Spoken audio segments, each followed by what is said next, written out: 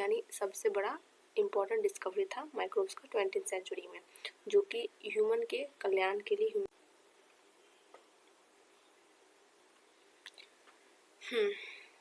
अब रीडिंग करते हैं antibiotics. Antibiotics produced by microbes are regarded as one of the most significant discovery of 20th century and have greatly contributed towards the welfare of the human society। Simple मतलब इतना अंग्रेजी का। Microbes are regarded as one of the most significant discovery के welfare के लिए बहुत ज़्यादा important role अदा किया है। Anti means, anti is a Greek word. Anti क्या है? ग्रीक वर्ड है, ग्रीक वर्ड जिसका मतलब होता है against, and bio means life, and अगर together they means against life. इन दोनों को मीनिंग मिला दिया जाए तो हमारा हो जाएगा against life in the contacts of disease causing organism, यानी डिजीज कॉजिंग ऑर्गेनिज्म, यानी जो हमें डिजीज कॉज करवाते हैं, डिजीज का कारण बनते हैं, उसके रिस्पेक्ट में क्या है? एंटीबायोटिक्स लाइफ के अगेंस्ट है। Whereas with reference to human being they are pro life, यानी अगर ह्यूमन रिस्पेक्ट की बात में किया जाए तो ये हमारे लिए प्रो लाइफ, यानी हमारे लाइफ को बेहतरीन करने वाले हैं।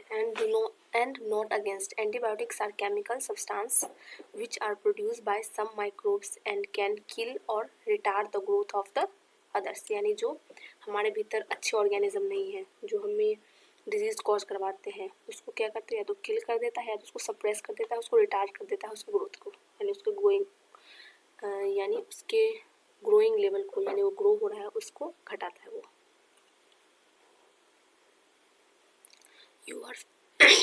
You are familiar with the commonly used antibiotic penicillin।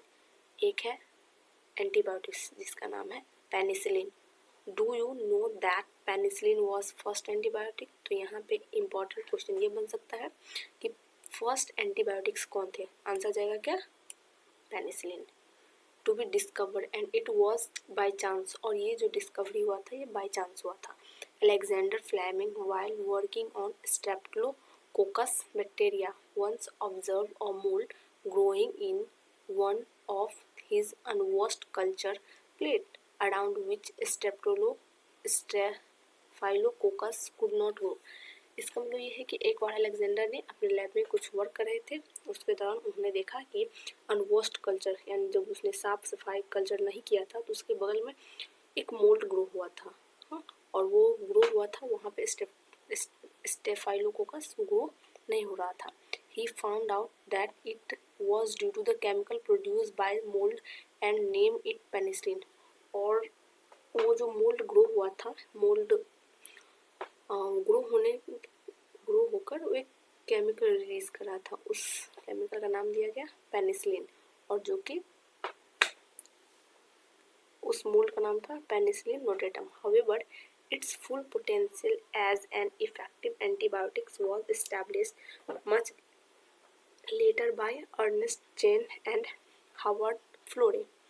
यानी इसका एंटीबायोटिक्स की तरह अच्छे से इस्तेमाल जब किया गया, एस्टेब्लिश किया गया, तब वो बाद में किया गया, और वो किसके दोनों ने, और ये लेटर साइंटिस्ट यानी बाद में जो साइंटिस्ट आए Ernest Chain and Howard Florey ने मिलकर इस्तेमाल। This antibiotics was extensively used to treat American soldiers wounded in world war second, और इसका इस्तेमाल किया गया वर्ल्ड वॉर 2 में 1945 में सोल्जर्स यानी जो अमेरिकन सैनिक थे उसके जो घायल, उसके ट्रीटमेंट किया गया।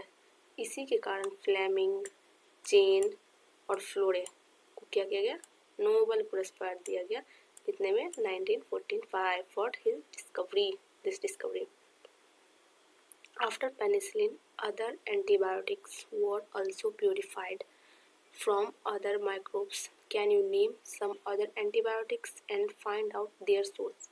अब लग गया है कि पेनिसिलिन के एंटीबायोटिक्स इस्तेमाल की तरह से औरों का बाद में डिस्कवर किया गया, और आप अगर कुछ नाम दे सकते हैं तो आप बिल्कुल डाल सकते हैं। Antibiotics have greatly improved our capacity to treat deadly disease such as plague, whooping cough जिसको काली खांसी बोलते हैं, डिप्थीरिया, गलघोंटा एंड लेप्रोप्सी जिसको हम कुष्ठ रोग बोलते हैं, which are use to kill millions all over the globe. Today we can not imagine the world without antibiotics. आज हम एंटीबायोटिक्स के बिना वर्ल्ड को इमेजिन नहीं कर सकते। नाउ अब जो हम ये लाइन पढ़ने वाले हैं वो बहुत ही ज़्यादा इम्पोर्टेंट है, बहुत ज़्यादा। ये 8.2.3 जो कि बोर्ड के पॉइंट ऑफ व्यू से तो बहुत ज़्यादा इम्पोर्टेंट ही है। साथ में अगर कोई कॉम्पिटिटिव एग्ज़ाम दे रहा है तो उसके लिए ये लाइन बहुत ज़्यादा इम्पोर्टेंट होती है, बहुत ज़्यादा इम्पोर्टेंट। तो इसका एक एक लाइन को बहुत ही सुंदर ढंग से पढ़ेंगे और समझेंगे।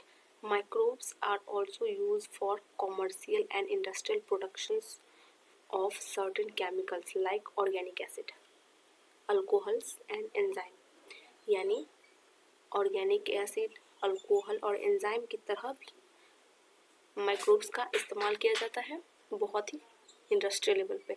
Examples of acid producer are Aspergillus niger, a fungus of citric acid, Acetobacter aceti, a bacterium of acetic acid, Clostridium botulicum, a bacterium of butyric acid, and Lactobacillus, a bacteria of lactic acid। देखिए यहाँ पे total एक fungus और 3 bacteria है।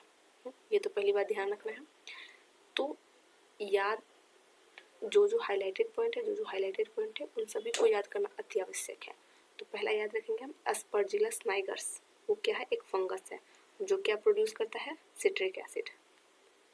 Citric acid कौन produce करता है? Aspergillus नाइगर्स। और जो क्या एक फंगस है एसिटोबैक्टर एसिटाई। ये जो लास्ट का लाइन है, लास्ट लाइन एसिटी, इसी से क्लियर हो जाता है कि ये प्रोड्यूस क्या करता है? Acetic acid. और ये क्या है? बैक्टीरिया है। तो एसिटोबैक्टर एसिटाई क्या प्रोड्यूस करता है? Acetic acid. और क्लोस्ट्रीडियम ब्यूटालिकम, लास्ट में क्या है? ब्यूटालिकम, वो क्या प्रोड्यूस करेगा? Butyric acid. और हम लोग बहुत पहले से पढ़ते आ रहे हैं लैक्टोबैसिलस एक बैक्टीरिया है, ये क्या प्रोड्यूस करता है? Lactic acid. तो याद हो गया, lactic acid producing bacteria is lactobacillus, acetic acid produce करने वाले बैक्टीरिया एसिटोबैक्टर्स, और ब्यूटरिक एसिड प्रोड्यूस करने वाले बैक्टीरिया क्लोस्ट्रीडियम ब्यूटालिकम, और एक है फंगस जिसका नाम है एस्परजिलस नाइगर्स। अब नाउ चलते हैं हम अल्कोहल है। ये सब एसिड प्रोड्यूसिंग हो गए, यानी citric acid, lactic acid, butyric acid और एसिटिक एसिड। नाउ चलते हैं अल्कोहल। ईस्ट, जैसे कि हम पिछले पढ़ चुके हैं, ईस्ट इथेनॉल प्रोड्यूस करता है और ईस्ट का नाम क्या है? Saccharomyces cerevisiae is used for commercial productions of ethanol. Microbes are also used for productions of enzyme. अब माइक्रोब्स का इस्तेमाल एंजाइम प्रोड्यूस करने के लिए भी किया जाता है। लाइपेज याद रखना है कि ASE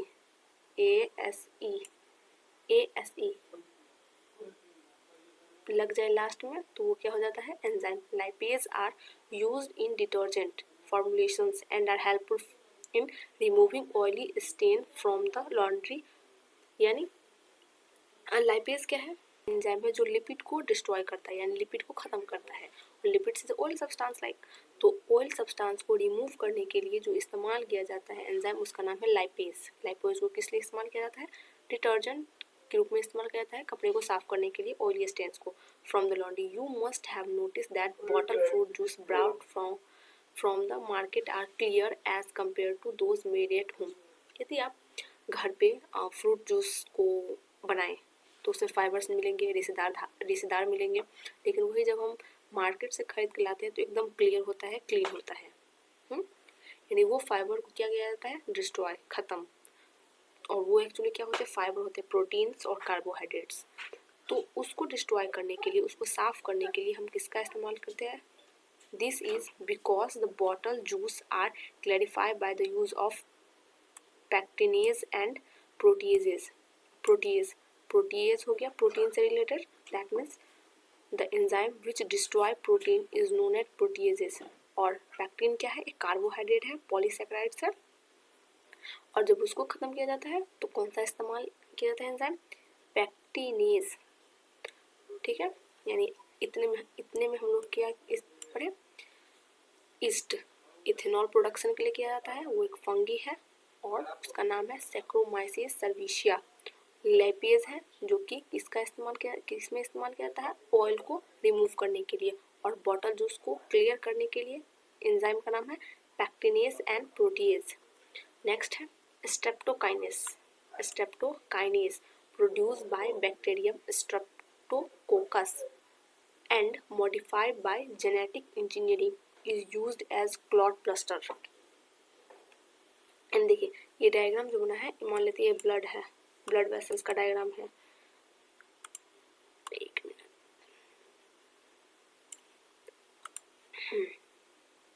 तो ये हो गया हमारा ब्लड वेसल्स, यानी इसमें रक्त जा रहे हैं नॉर्मली केस में।